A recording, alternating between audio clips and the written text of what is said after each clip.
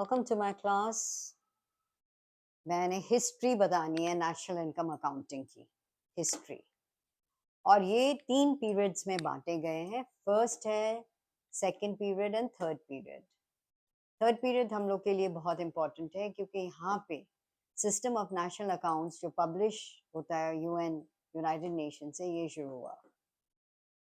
ठीक है, so now हम लोग कर रहे हैं एवोल्यूशन। कहाँ कब शुरू हुआ? Second half of the 17th century में। और यहाँ पे इंग्लिश पॉलिटिकल अरिथमेटिशियंस थे जैसे कि सर विलियम पेटी और ग्रेगरी किंग, जो कि इनकम, जो total income of the people थी उसको कैलकुलेट करने में उनकी दिलचस्पी हुई।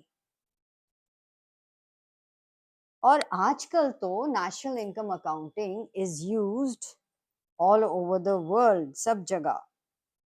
क्यों? तो ताकि वो एस्टिमेट करें नेशनल इनकम, एंड जिससे हम एक तरह का कंपैरिजन कर सकें।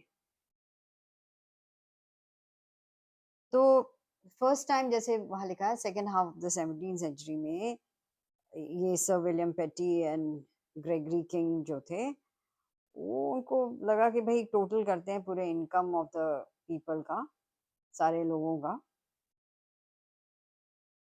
और जो सर विलियम पेटी थे, उन्होंने नेशनल इनकम को देखा as the annual value of labour of the people, of the annual proceeds of the stock of wealth.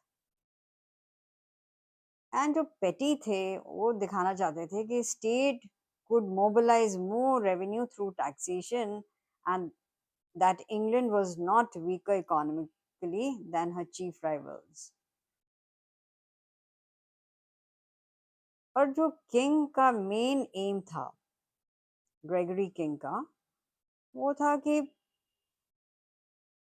वो देखना चाहते थे कि इंग्लैंड का वॉर का पोटेंशियल, मतलब किस तरह से वो कंट्रीब्यूट या कैसे वॉर लड़ सके, कितना उसमें खर्चा वगैरह हो। सो ऑफ कोर्स ये एक पहल थी इनकी द्वारा। अब सेकंड, जो फर्स्ट पीरियड हम देखते हैं, ये बिगिनिंग ऐसा हो गया। एडम स्मिथ, जो कि फादर ऑफ इकोनॉमिक्स कहे जाते हैं, उन्होंने नेशनल प्रोडक्ट को पहले डिफाइन किया था। और उन्होंने कहा था कि सिर्फ इसमें कमोडिटीज कंसिडर करते हैं, और सर्विसेज को उन्होंने इंक्लूड नहीं किया क्योंकि उनको लगा ये अनप्रोडक्टिव है। और बहुत सारे उनके जो सक्सेसर्स थे, उनको इनका ये व्यू सही नहीं लगा। लेकिन कार्ल मार्क्स ने भी इनका समर्थन किया, मतलब उन्होंने भी स्मिथ का अप्रोच ही लिया कि उन्होंने भी बोला कि सिर्फ मटेरियल प्रोडक्ट्स को उन्होंने इंक्लूड किया। एसी पिगू जो आए 1932 में, अपनी इकोनॉमिक्स ऑफ वेलफेयर में उन्होंने नेशनल इनकम को कहा कि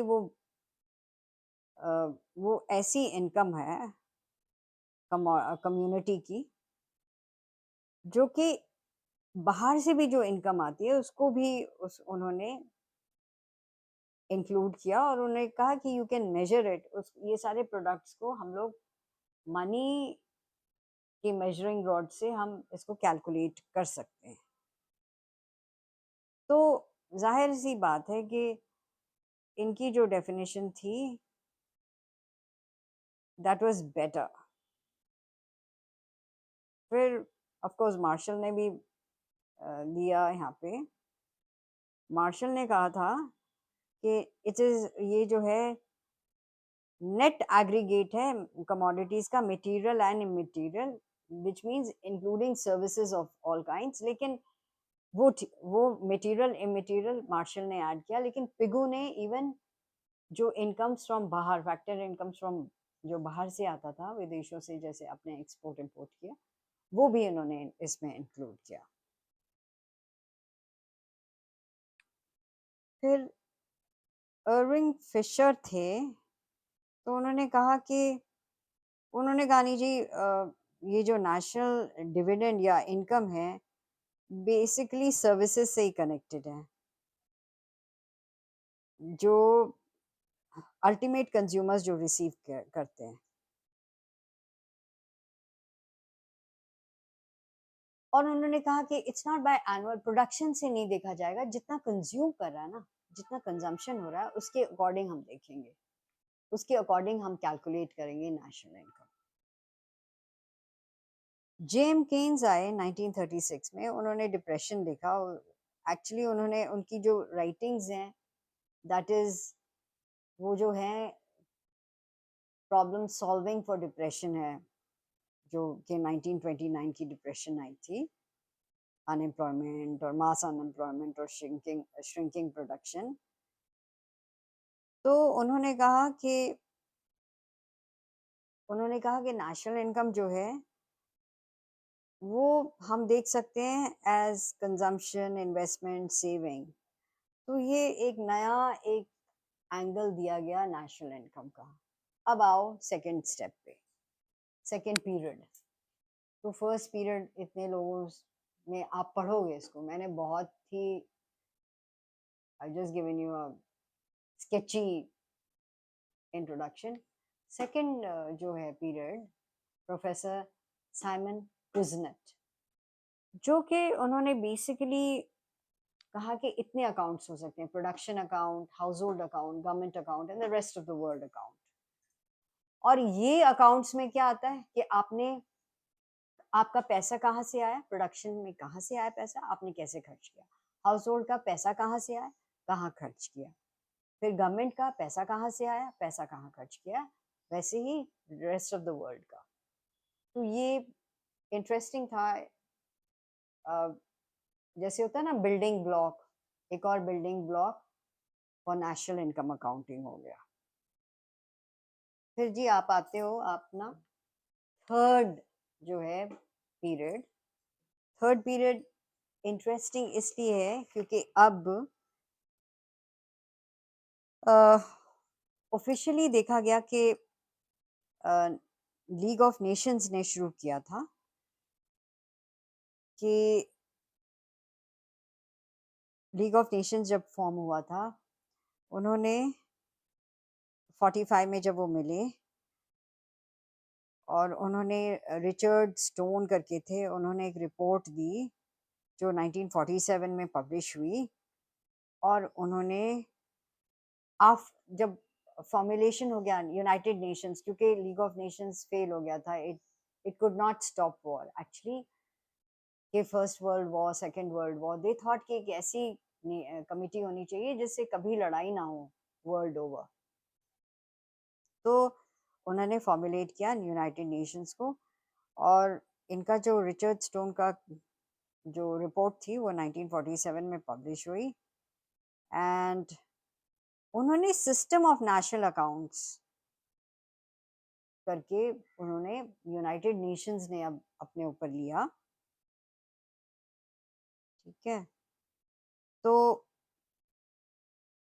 1950 में यूनाइटेड नेशंस का जो स्टैटिस्टिकल ऑफिस था, उन्होंने नेशनल इनकम स्टैटिस्टिक्स 41 कंट्रीज के लिए बनाई। और इसके लिए उनको लगा कि इन्होंने बनाई कि एक स्टैंडर्ड सिस्टम सबको पता होना चाहिए, और उसके बेसिस पे चाहे वो मेंबर हो ना हो वट उनको जो फॉर्मुलेट करना चाहिए, एक थ्योरेटिकल एस्पेक्ट बना दिया कि एक स्टैंडर्ड सिस्टम होना चाहिए। तो इसके फलस्वरूप क्या हुआ कि 1953 रिपोर्ट में कि system of national accounts and supporting tables वो बनाया गया, और उसमें भी फर्दर इम्प्रूवमेंट वगैरह। तो अगेन इससे पब्लिकेशन किया उन्होंने एक सिस्टम ऑफ नेशनल अकाउंट्स 1968, और उसमें एक से ज़्यादा अप्रोचेस थे कैलकुलेट करने के लिए नेशनल इनकम अकाउंट्स। ये अप्रूव हो गया। जो एसएनए 1968 रिपोर्ट थी वो अप्रूव हो गई यूएन स्टैटिस्टिकल कमीशन से। तो उन्होंने अपनी ईयर बुक में 120 कंट्रीज का किया वगैरह। यू मस्ट रीड इट, आप पढ़ोगे थोड़ा सा फाइंड आउट करो। लेकिन क्योंकि एग्जाम में ये सब नहीं आता, बट एक एक आपके मन में जिज्ञासा होनी चाहिए कि क्या है नेशनल इनकम अकाउंट, कहाँ से आया, कैसे आया।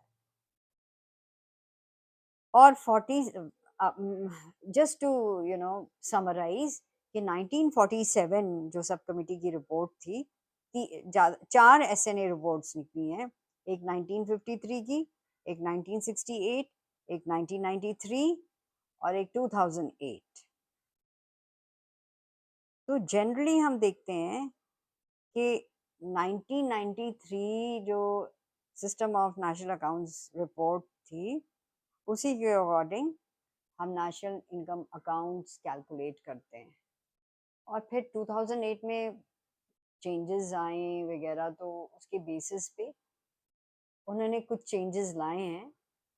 बट बेसिकली मोर और लेस 1993 एसएनए रिपोर्ट है। तो इस तरह से आपने देखा कि नेशनल इनकम अकाउंट की हिस्ट्री क्या है, मोर और लेस यही है।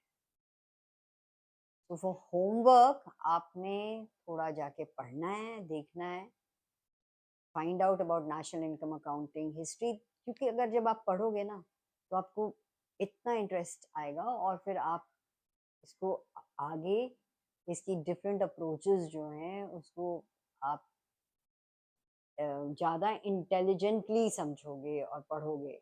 It will become more comprehensive, आराम मतलब कॉम्प्रिहेंसिबल, समझोगे बेटर। ठीक है, और बाकी एक दो बार आप इसको ज़रूर सुन लेना।